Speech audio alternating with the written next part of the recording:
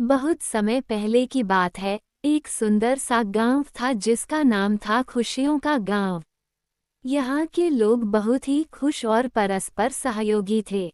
गांव के बीचों बीच एक बड़ा सा पीपल का पेड़ था, जिसके नीचे गांव वाले दिन भर बैठकर बातें करते और खेलते थे।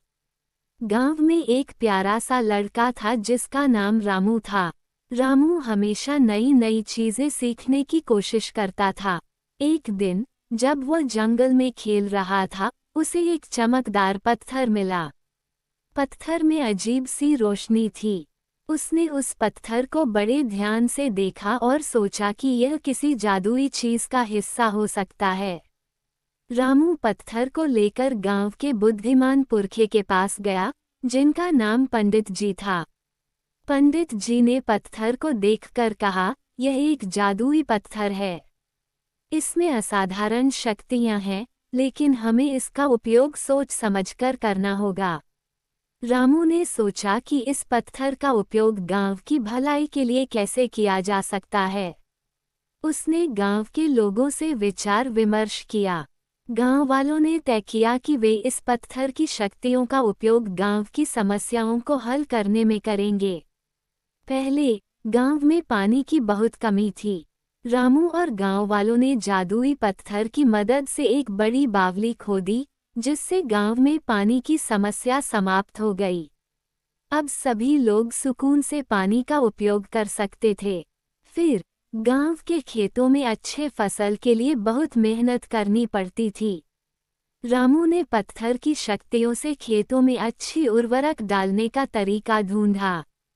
जल्द ही गांव के खेत हरे भरे हो गए और लोगों को भरपूर फसल मिली। एक दिन गांव में एक बड़ी समस्या आई।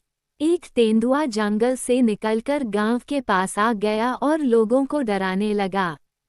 गांव वालों ने सोचा कि वे क्या करें, लेकिन रामू ने एक योजना बनाई। उसने जादुई पत्थर की मदद से तेंदुए को शांत करने के लिए एक जादुई शक्ति का प्रयोग किया।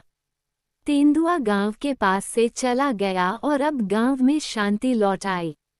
गांव वाले रामू और जादुई पत्थर के प्रति बहुत आभारी थे। उन्होंने मिलकर एक बड़ा उत्सव मनाया और रामू को सम्मानित किया।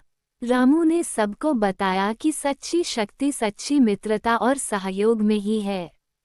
उसने जादुई पत्थर को गांव के बीचों बीच पीपल के पेड़ के नीचे सुरक्षित रख दिया, ताकि आने वाली पीढ़ियां भी उसकी शिक्षाओं को जान सकें। खुशियों का गांव अब और भी खुशहाल और समृद्ध हो गया था।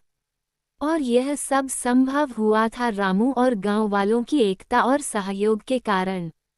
इस प्रकार गांव की समस्याएं सुलझ गईं और गांव में खुशियां बिखर गईं।